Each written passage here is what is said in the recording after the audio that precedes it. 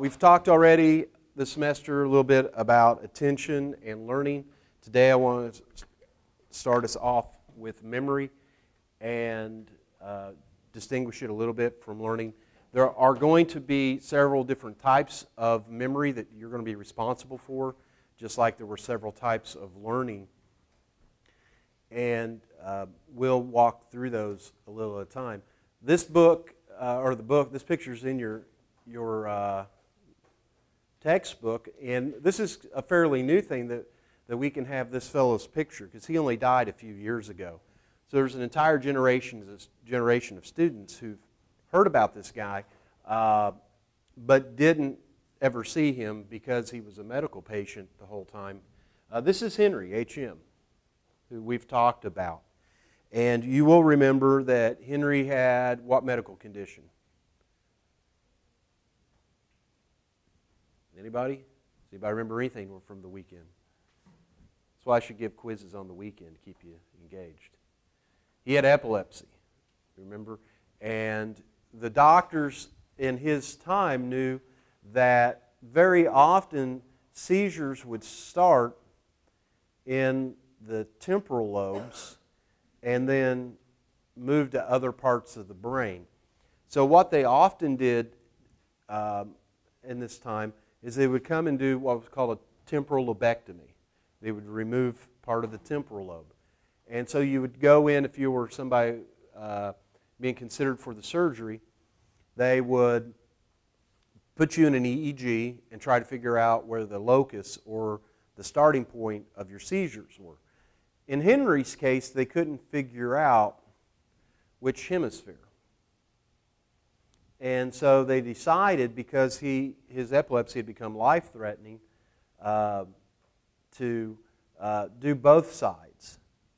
Now, this was a radical new procedure. They'd done the single lobectomies, but not the bilaterals.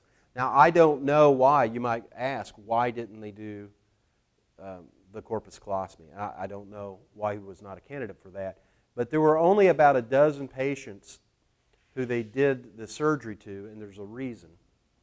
So they went in and they cut out these areas shaded in purple, and the surgery worked.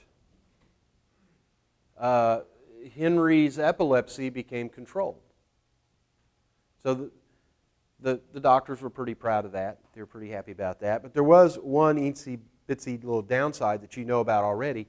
Henry never developed new episodic memories again.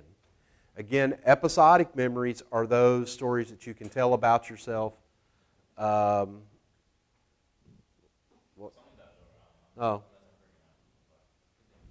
could be somebody at the door and you could be freaking out both. What was I lying about? I'm sorry? Story development? Oh.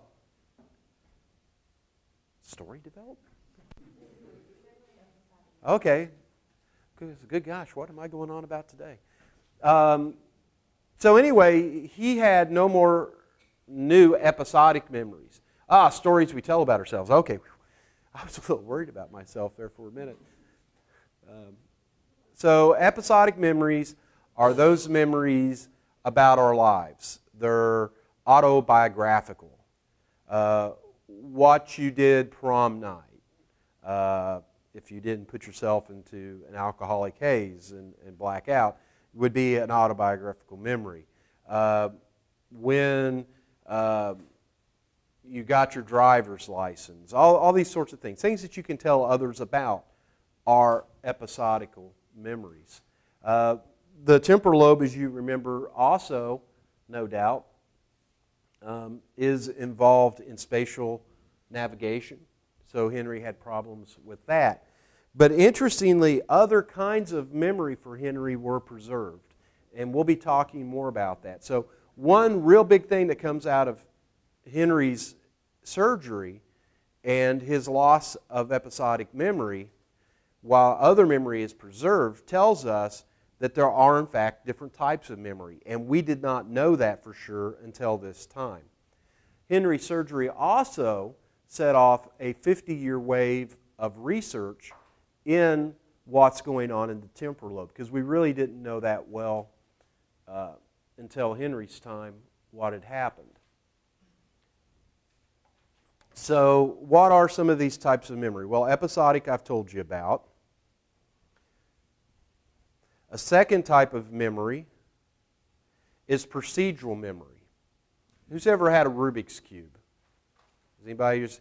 So you remember, you spend endless time trying to figure it out, but once you know the secret to the Rubik's Cube, you can do it very fast, right?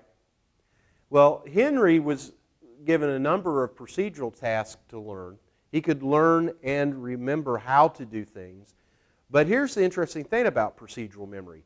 It is separate from episodic memory. So that means Henry could learn how to do things and not know that he knew how to do them. Right. So one of the tasks that the researchers gave him was called the Tower of Hanoi. And the Tower of Hanoi was essentially these wooden pegs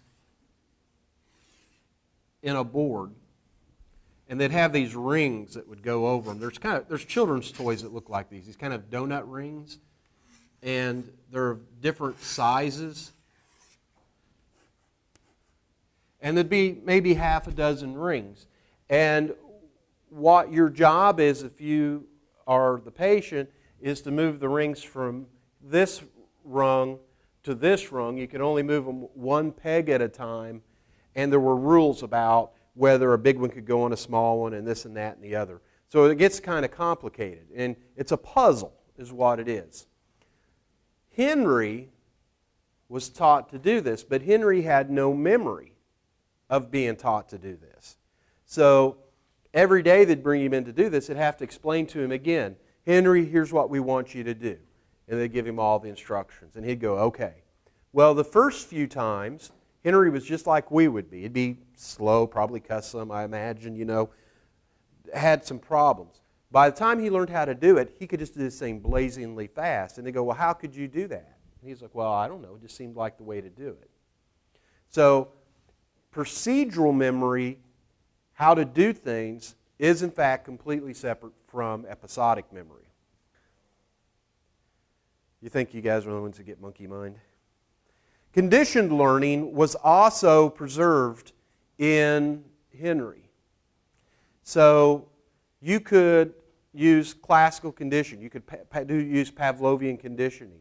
So just like I could condition you and you wouldn't really know it, you could do this with HM, because it turns out that the networks, the circuitry that underlies conditioned and procedural learning were different